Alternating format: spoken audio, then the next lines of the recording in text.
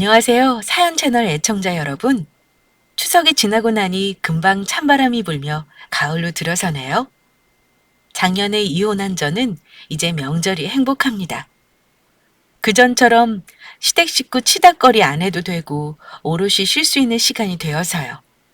저는 결혼 6년 차에 이혼했고 아이는 하나 있는 엄마이자 직장인이에요. 이혼하는 사연 중 가장 많은 게 남편 외도일 것 같아요. 저 역시 그 중에 한 명입니다. 보통 남편에게 다른 여자가 생기면 시댁 식구들은 누구 편을 드나요? 팔은 안으로 굽는다고 잘못한 아들놈 편드는 집도 있겠지만 정상적인 집구석이라면 아들 잘못 탓하는 게 대부분일 텐데요. 저는 하필 걸려도 콩가루 집구석에 당첨된 경우라 이혼할 때까지 마음고생 엄청나게 했었네요. 그래도 최종 승자가 누구냐고 하신다면 저라고 자신 있게 말씀드릴 수 있어요. 왜 그런 건지 지금부터 제 사연 시작해 보겠습니다. 코로나 시작하기 전이니 그때만 해도 해외여행도 자유롭고 마스크도 안 차던 시절이었네요. 그 당시 제 나이가 36살, 남편은 32살이었습니다. 저는 집 근처 중학교에서 중국어 가르치는 교사이고 남편은 세차장을 운영하고 있었어요. 사업은 그냥저냥 자기 빚 갚고 저한테 생활비 주는 정도입니다. 그 전에 사업 벌이다가 말아먹은 것들 때문에 대출도 좀 있는 상황이었고요. 결혼할 때 제가 청약 당첨된 게 있어서 집은 34평 아파트 제 명의로 가지고 있었습니다. 지금은 10년 전보다 4억 정도 올라 시가 9억 정도 되는 아파트고요. 아이 하나 있고 단란한 세 식구였어요. 남들이 보기에는요. 누구나 그렇겠지만 자세히 들여다보면 나름 골치 아픈 가정사가 다 있잖아요. 저도 다르지 않았습니다. 왜냐하면 시어머니가 좀 유별나셨거든요. 시어머님이 좋게 말해 여장부의 독불장군 독재자 스타일이세요. 게다가 말을 할 때 생각이 뇌를 거치지 않고 말하는 스타일이라 결혼 준비할 때부터도 저한테 상처를 많이 줬습니다. 내가 너무 잘난 여자는 며느리로 싫다고 했는데 그래도 적당한 애를 골라왔구나. 내가 떠받드는 며느리는 나는 싫다. 아직 큰 며느리를 못 봤으니 니들이 알아서 결혼했으면 좋겠다. 다행히 네가 집이 있다며? 그래도 똑똑한가 봐. 집까지 미리 다 해놓고 말이야. 우리 아들이 집 때문에 마음고생할 일은 없어서 좋다. 아, 네, 어머니. 대신 예단이랑 예물은 전부 간단하게 하려고요. 그건 괜찮으시죠? 뭐, 그러도록 해라. 그래도 우리 집은 첫 혼사니까 성의 정도는 표시하고 네 친정 부모한테 그렇게 말씀드려라. 큰아들이 미혼이라 둘째 아들 먼저 장가 보내는 게 마음에 걸린다며 결혼은 두 사람 힘으로 알아서 하라 하신 분이었습니다. 게다가 간소하게 하라면서 친척들 예단비로 집마다 200씩 돌리라고 하셨고요. 그것 말고도 결혼할 때도 우여곡절 많았지만 그 얘기까지 하자면 며칠 밤을 새도 모자랄 정도라 생략하고요. 저희 시어머니는 남들 다 기피하는 홀시어머니입니다. 남편은 2살 위 형님이 한 분 계시고요. 저희는 형님네보다 먼저 결혼해서 아이도 먼저 낳았어요. 저 결혼하고 나서 아주버님도 결혼하셨고 아이를 곧바로 낳으니 저희 애와 아주버님네 애들은 연년생이 되었답니다. 제가 첫 아들을 낳았을 때 어머니는 둘째 아들이 먼저 결혼하고 애까지 낳은 걸 그렇게 불편해 하셨습니다. 그놈의 순서가 뭐라고. 첫 손주 안겨준 제게 고맙다는 한마디 없으셨어요. 게다가 친정엄마가 아기를 틈틈이 봐주시고 산후조리도 도와주셨는데 어머니는 저희 엄마에게 수고하신다는 말 한 번을 한 적이 없으셨습니다.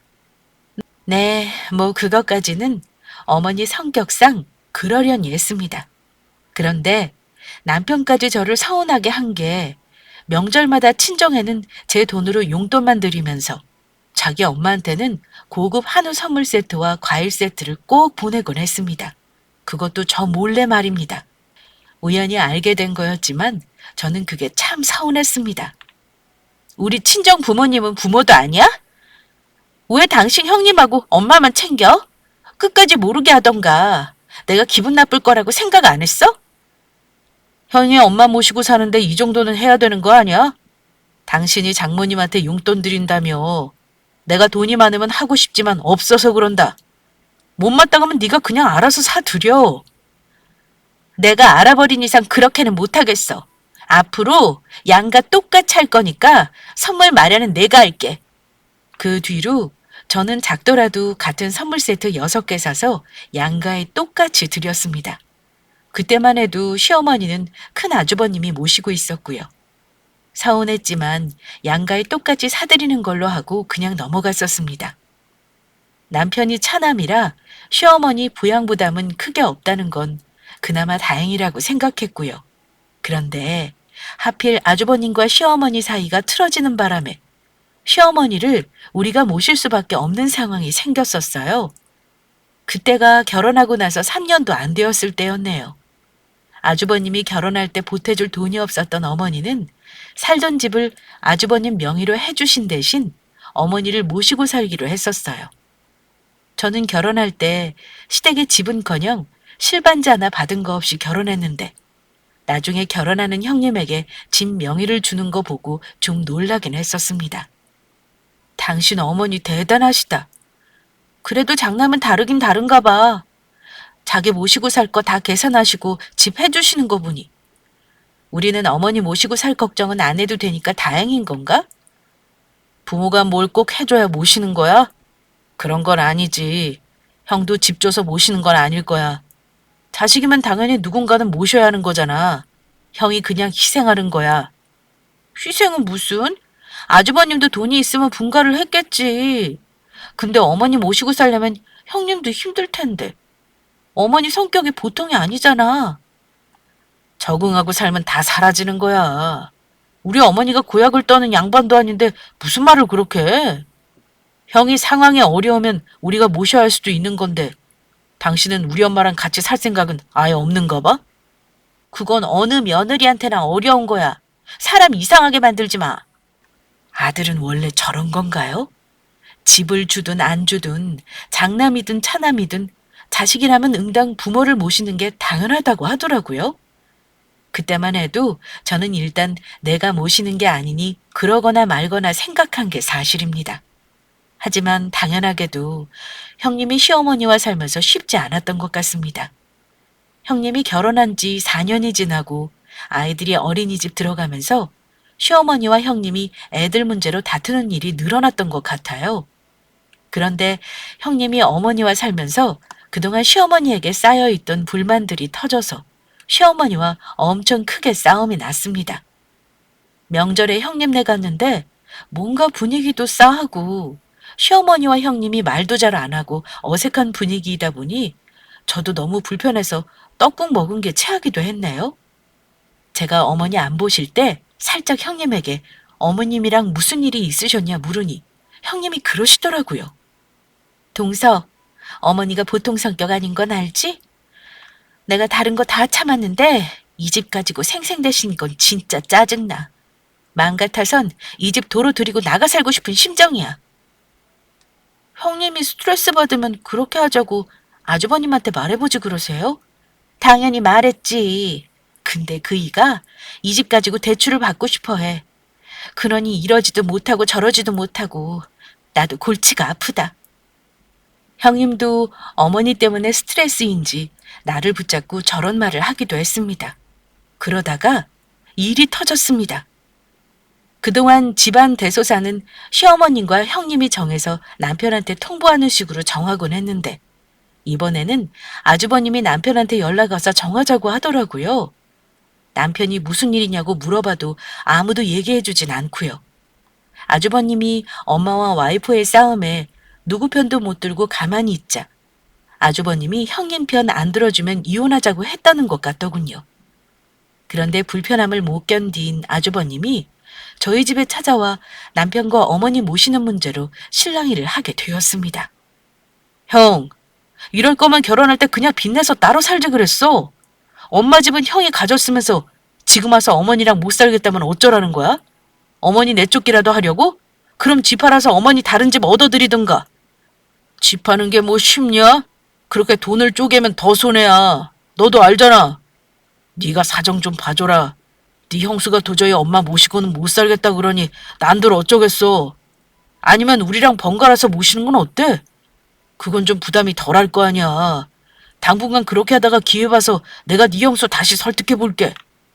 둘 다 여유가 없으니 당장 빚내서 어머니 있을 곳을 알아봐야 하는데 그게 여의치 않았겠죠. 어쩔 수 없이 돌아가면서라도 모시기로 의견을 모았던 것 같습니다.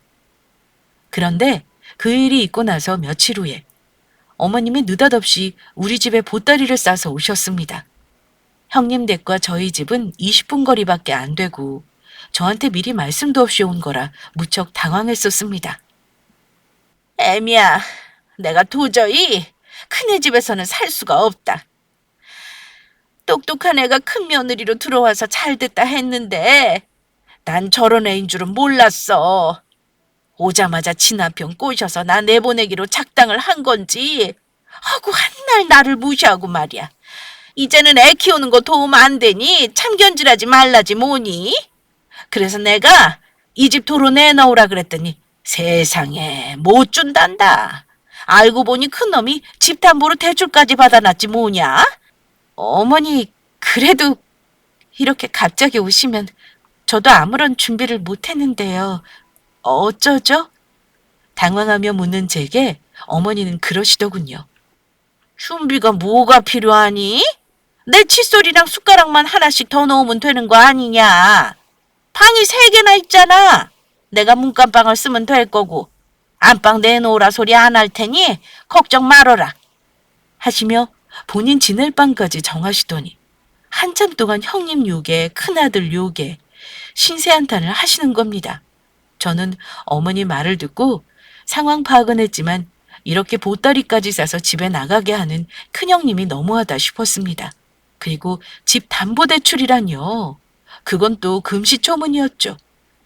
그 집을 형님네 홀랑 줘버린 거 솔직히 제 입장에서 기분이 썩 좋지만은 않았는데 그런 말까지 들으니 더 화가 나더라고요.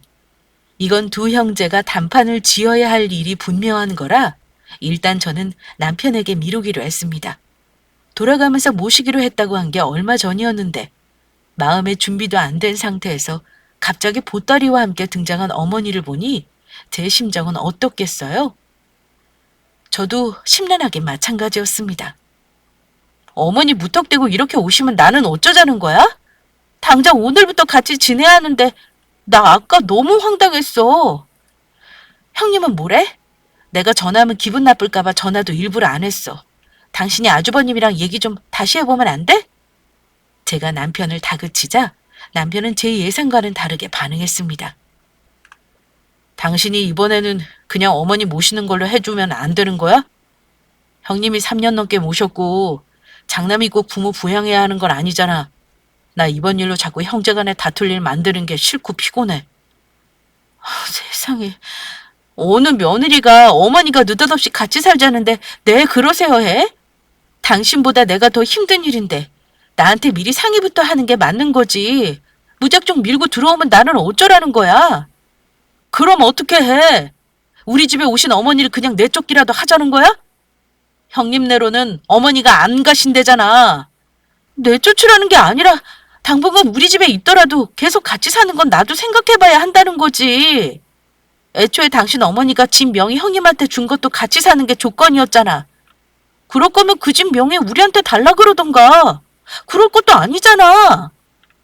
저도 화가 나 따지듯이 물었는데 남편은 제게 속물이라며 실망했다고 화를 내더군요. 당신도 참 똑같다. 형님도 그렇고 형수도 그렇고 어쩜 다들 결국은 대가가 있어야 모시겠다는 거네? 모시는 대가라니? 나 그런 거 안 바래. 사람 속물로 몰지 마. 말하자면 그렇다는 거야. 겉으로 보면 아주버님은 집만 꿀꺽하고 어머니 내쫓은 아들인 거 아니야? 제 말에 할 말 없어진 남편은 얼굴을 붉히며 말로는 못 이기니 언성을 높였고요. 집에 시어머니를 두고 큰소리 내는 게 어려워서 싸움은 제가 더 불리했죠. 결국은 당분간 우리 집에서 어머니를 모시기로 했고요. 남편은 나중에 형인가 얘기해서 번갈아 모시거나 어머니에게 작은 집을 따로 얻어드리겠다 약속했지만 어영부영 시간은 지나 결국 그 후 3년 가까이 우리 집에서 어머니를 모시게 되었습니다. 같이 살면서 우여곡절이요? 당연히 많았습니다. 어머니는 원래 대놓고 아들과 손주만 위하시는 분이라 저는 집에서 거의 몸종이나 다름없었어요. 그래도 제가 맞벌이를 해서인지 손주랑 아들 챙기시느라 반찬이나 음식은 어머니가 대부분 해주시긴 했죠. 하지만 어머니의 지나친 살림살이 간섭 때문에 저도 가끔은 정말 미칠 지경이었습니다. 이불은 빨 때 발로 밟아서 빨아야 된다. 고기하고 고등어는 마트에 사면 맛없다. 고기는 시장이나 식육점에서 사야 하고 고등어는 손질된 거 사면 맛없으니 무조건 재래시장에서 사야 맛있고 손질 안 된 거 사서 직접 손질해야 하고 그게 싫은 저는 속이 끓기 일쑤였지만 속 시원히 말 한 번 못하고요. 시어머니가 싫어지니 신랑이 싫어지는 건 당연지사더라고요. 그러다가 어머니가 한 번은 몸살이 나셨는지 아프신 적이 있었는데요. 그때 남편한테 너무 서운했었습니다. 남편은 어머니가 우리와 함께 살면서 제 눈치를 본다고 생각하는 것 같았어요. 노인들 아픈 거야 자주 있는 일이고 죽을 병도 아니잖아요? 아플 때마다 제가 직장까지 빠지고 병시중 할 수는 없는 노릇이고요. 그런데 남편은 자기 엄마가 아프면 그렇게 안타까워하면서 효도는 저한테 미루더라고요. 당신은 우리 엄마 아픈데 걱정도 안 되냐? 하루 정도는 빠지고 엄마 밥이라도 좀 챙겨드릴 것이지. 그게 그렇게 싫어? 내가 어디 평일날 맘대로 쉴 수 있는 줄 알아? 나 갑자기 빠지면 대타로 다른 선생님이 고생하는 거 알잖아. 정 신경 쓰이면 시간 많은 당신이 옆에 있으면 되잖아. 당신 어머니니까 당신이 해야지 왜 나한테 하라 그래? 아직까지 네 엄마 내 엄마 따지는 거야? 같이 살면서 그게 그렇게 대수냐고. 당신도 참 어지간하다. 내가 어지간한 게 아니라 당신이 이상하다는 생각은 안 해? 나도 내 집에서 내 살림 맘대로 하고 싶은데 다 포기하고 사는 건 모르지? 어지간한 건 내가 아니라 당신이야. 자기 어머니가 그렇게 소중하면 결혼하지 말고 지가 지극정성으로 모셔야 하는 거 아닌가요? 왜 결혼해서 사람 열받게 만드는 건지 어머니랑 다 같이 살면서 보니 남편은 저런 사람이더라고요. 어머니와 같이 사는 날이 길어질수록 남편과 싸우는 일은 점점 많아졌습니다. 당연한 일이었죠. 생각해보면 몇 년 살다가 시어머니 모시는 걸 거부한 형님이 현명하다 싶었습니다. 아마 같이 살면서 아니다 싶었을 겁니다. 아니다 싶으니 맘먹고 우리한테 어머니를 떠넘긴 거고요. 그 후로 번갈아 모시자는 말은 형제끼리 왕래도 안 하게 되면서 당연히 쏙 들어가 버렸고요. 저도 기약 없이 어머니와 계속 같이 살아야 할 걸 생각하면 숨이 막혔습니다. 형님처럼 이혼이다 뭐다 강하게 나가는 거 저도 못해서 그런 건 아닙니다. 그래도 우리 부부 사이에 아이들이 있고 어찌 되었든 남편의 어머니이니 효부 소리는 못 들어도 못된 며느리 소리 듣고 싶지 않았기에 저도 포기할 거 포기하고 어머니 모신 거였고요. 언젠가는 집을 팔아서라도 따로 살겠다는 생각까지 했습니다. 힘들지만 며느리와 아내 역할을 포기하지 않으려 했던 저를 완전히 무너뜨려버리는 그 사건이 생기기 전까지는요. 그 즈음 남편은 친한 형이 같이 골프 연습을 하자고 한다며 골프에 취미를 붙이기 시작했습니다. 취미가 일상을 지배하면 문제가 생기는 건데 남편은 적당히가 없는 사람이었습니다. 뒤늦게 빠진 골프에 재미를 들리더니 밤낮 없이 잠도 안 자고 골프 연습을 하기 시작하더라고요. 평소 끝나는 시간이 밤 10시인데 주말까지 골프를 치고 아이도 뒷전이었습니다. 또 골프라는 게 돈이 참 많이 들어가는 스포츠더라고요. 골프채니 옷이니 하며 어찌나 사들이는지 몇 개월을 그 꼴을 보다가 당연히 저도 폭발했습니다. 당신 적당히 해. 내가 보자 하니까 정말 너무하는 거 아니야? 지금 당신이 취미생활에 집중할 때냐고. 우리 아이한테 더 신경 쓰고 나나 도와줄 것이지. 대체 언제까지 골프만 치러 다닐 거야? 내가 당신한테 생활비 안 주는 것도 아닌데 이 정도도 내 맘대로 못해? 사람 숨 막히게 하지 마. 주의를 좀 보고 말해. 골프 치는데 돈이 한두 푼 드는 것도 아니고 부부가 취미생활 다른 게 얼마나 안 좋은 건지 몰라? 당신 친구만 해도 그래. 당신 혼자 골프 치러 다니면서 바람난 거 내가 모를 줄 알아?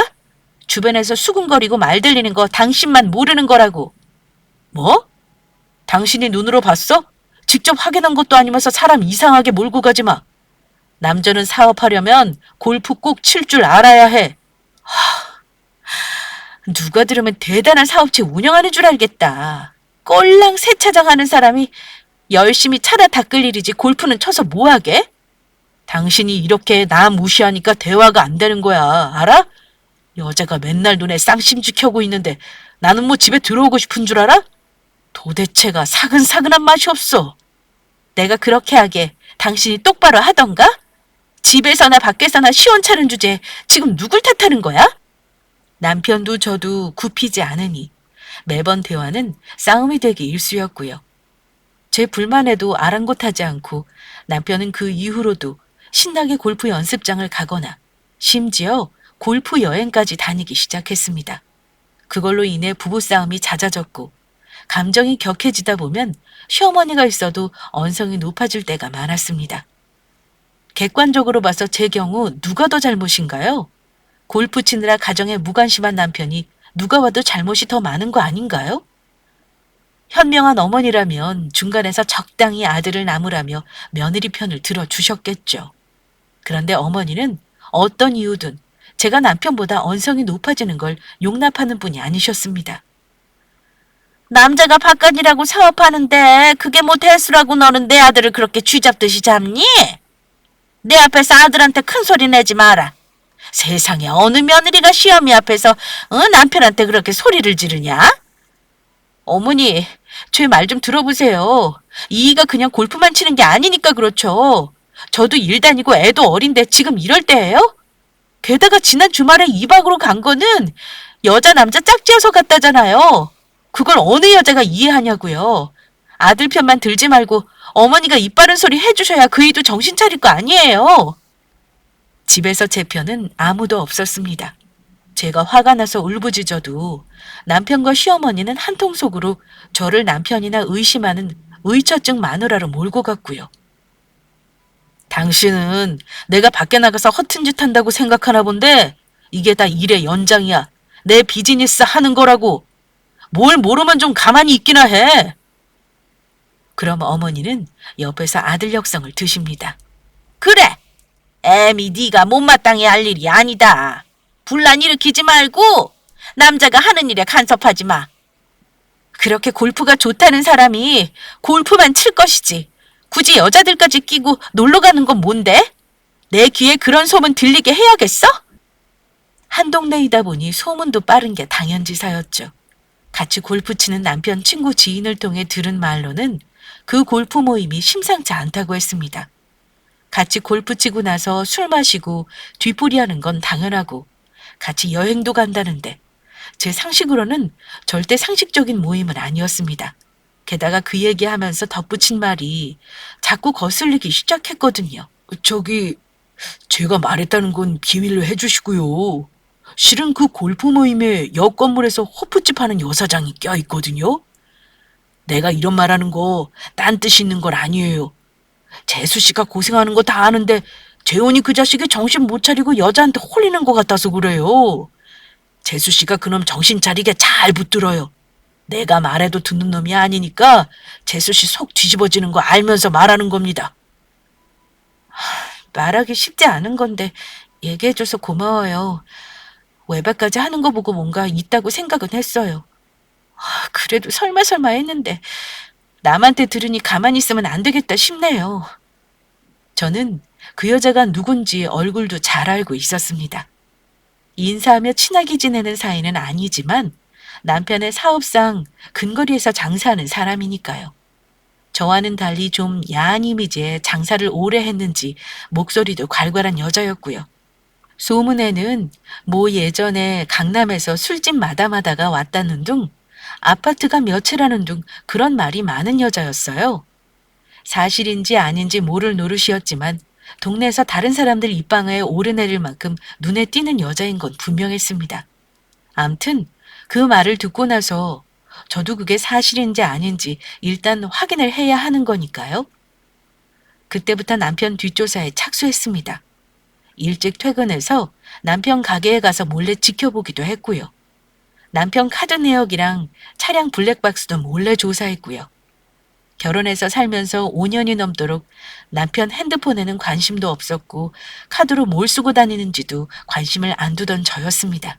그런데 저는 남편 카드 내역서를 보고 사용처를 추적하는 과정에서 이미 남편과 그 여자가 갈 때까지 간 사이라는 걸 다 알게 되었습니다.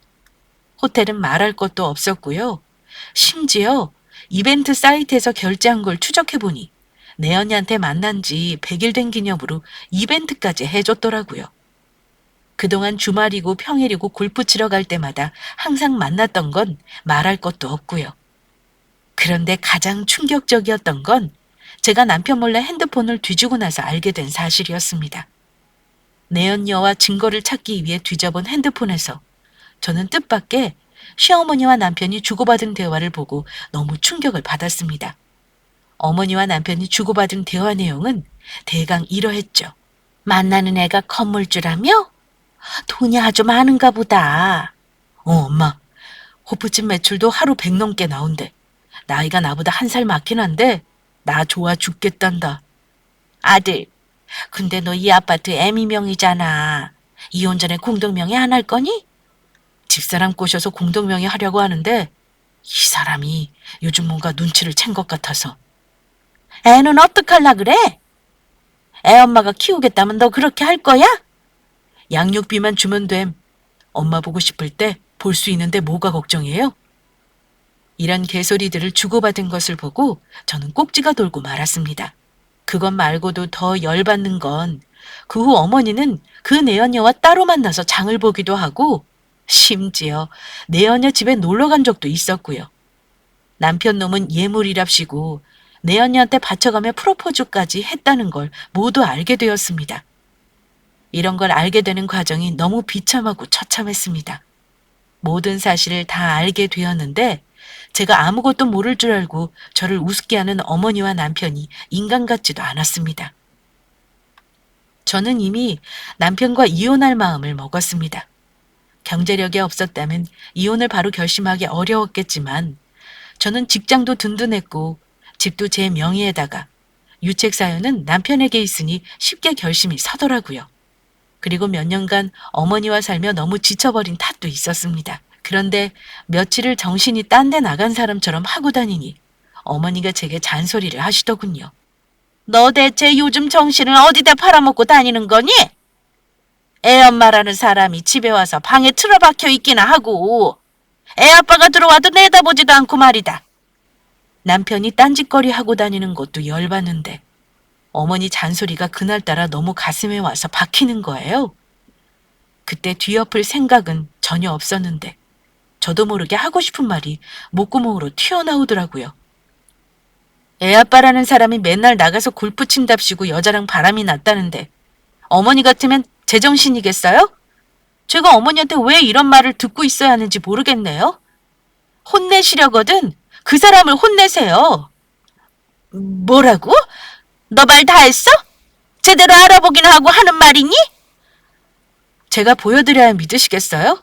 그 여자랑 뭔 짓 하고 다니는지 이미 어머니 다 아시면서 왜 모른 척 하세요? 제가 바본 줄 아세요?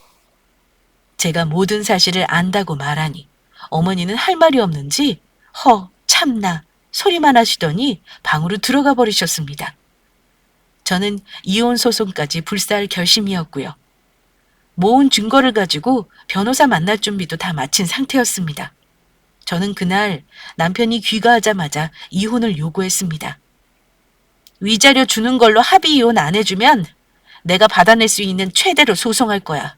애는 내가 키울 거고 이 집은 내 거니까 당신이 당장 어머니랑 나가줬으면 해. 그런데 이 뻔뻔한 남편놈이 이러는 겁니다. 그래, 이혼하자. 애는 내가 키운다 해도 당신이 포기 안 할 거잖아. 당신이 키워. 당신이 원하는 위자료가 얼마야? 저는 기가 막혔습니다.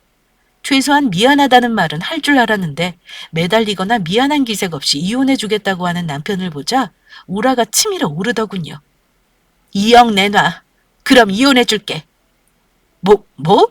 2억? 양심 좀 있어라. 당신이 결혼해서 뭘 한 게 있다고 2억을 바라냐? 줄 돈 없으면 소송할 거야. 그리고 당신 어머니 데리고 당장 이 집에서 나가줘. 야, 모든 게 순서가 있는 거야. 꼴 보기 싫다고 지금 당장 나가라는 게 말이 되냐? 그런데 그때 남편과 거실에서 오고 가는 말다툼을 듣더니 갑자기 어머니가 문을 박차고 나오시며 이러시대요.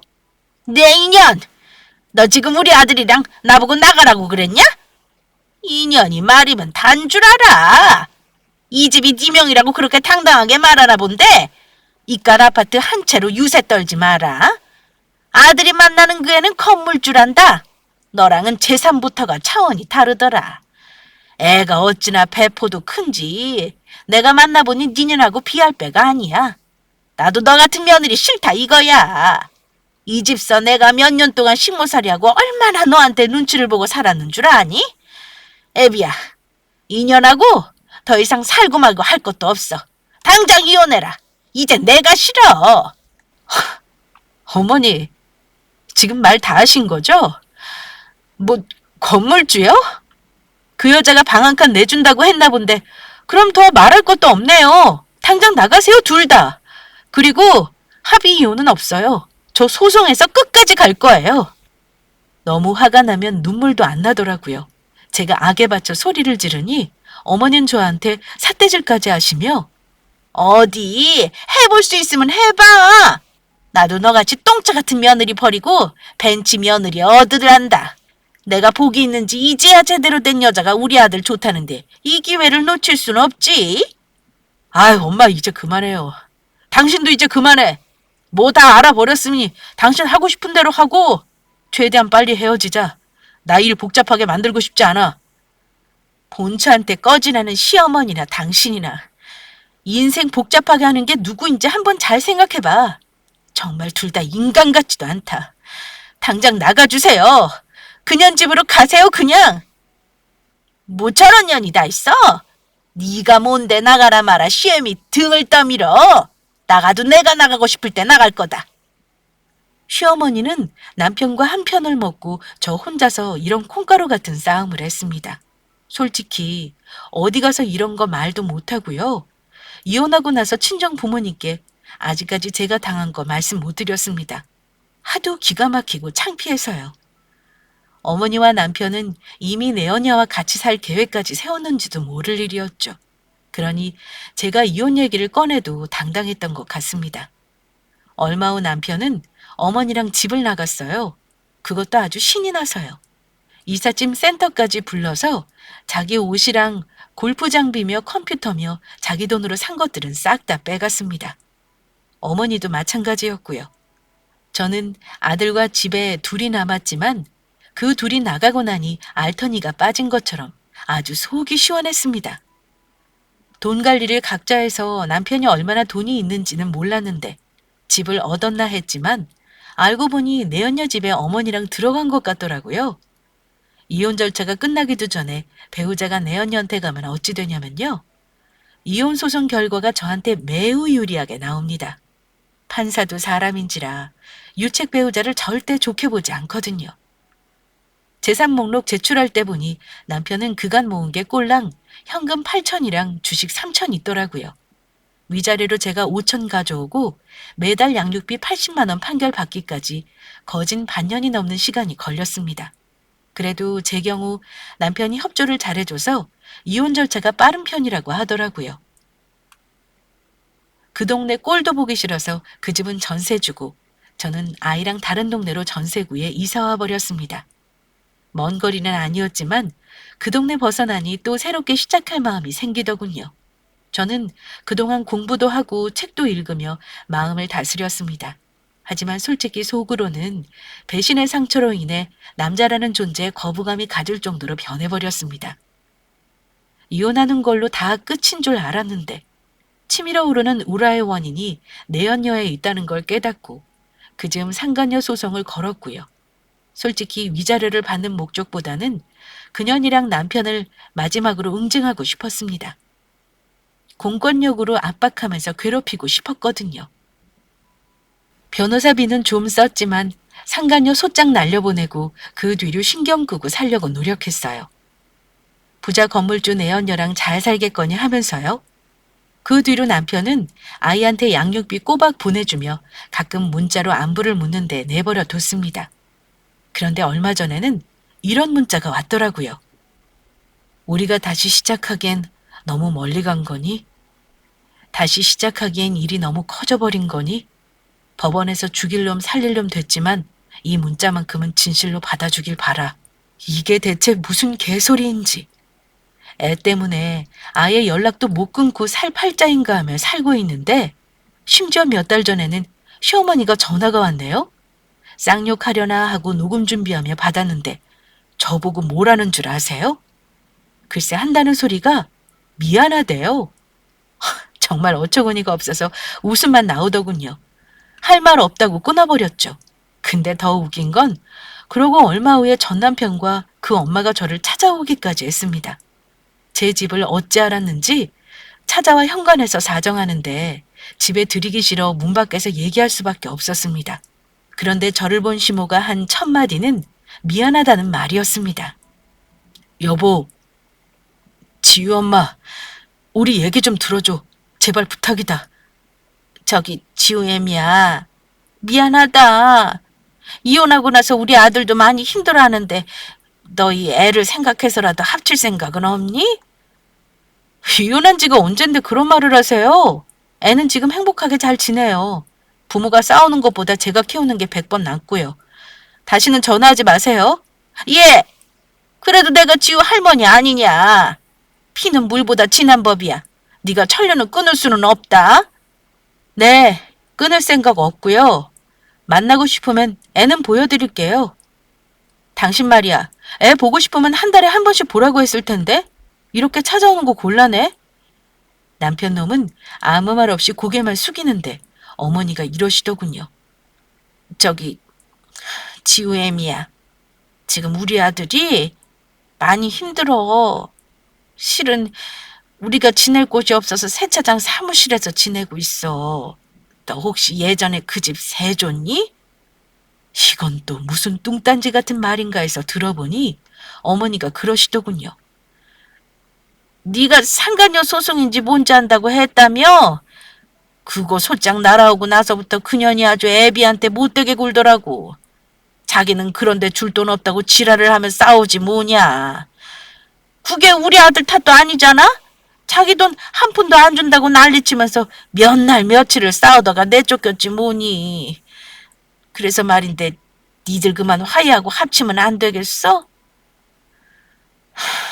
다시 한번 말씀드리지만 저희는 화해할 사이가 아니에요. 이미 이혼했고요. 이젠 알아서 하셔요. 어머니가 힘드시면 아주버님네 가서 사정해 보시던가요. 우리 아들은 자기 밥 하나도 못 차려 먹는다. 여자 없이는 뭘 못하는 애야. 내가 미안하다고 하지 않니. 애 생각해서 마지막으로 한 번만 눈 감아주면 안 되겠어? 어머니, 벤치 며느리 덕 보시겠다고 좋아하셨잖아요. 어째요? 그런 부자 며느리한테 쫓겨나기나 하고. 아들 세 장가 드리세요.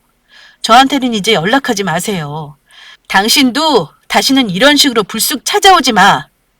또 이러면 면접 교섭권이고 뭐고 다 없애고 접근금지 신청할 줄 알아? 지우 엄마, 진짜 미안하다. 내가 진짜 잘못했으니 한 번만 용서해줘. 아들은 그나마 면목이 없는지 구구절절 뒤늦은 사과나 하고 있고 어머니는 미안하다고 눈물까지 글썽이는데 솔직히 웃겼습니다. 계속 아무 말 없이 듣는데 갈 생각을 안 하길래 잠깐 있어보라고 하고 부엌에서 소금을 가지고 나왔어요. 그리고 그 둘에게 뿌렸습니다. 얼른 나가세요. 다시는 찾아오지 마시고요. 정말 재수없네, 재수없어. 경찰에 신고할까요? 제발 가세요.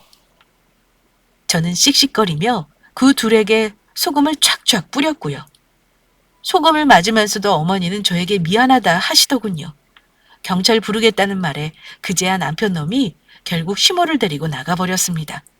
그 다음부터 전화번호 차단해버렸습니다.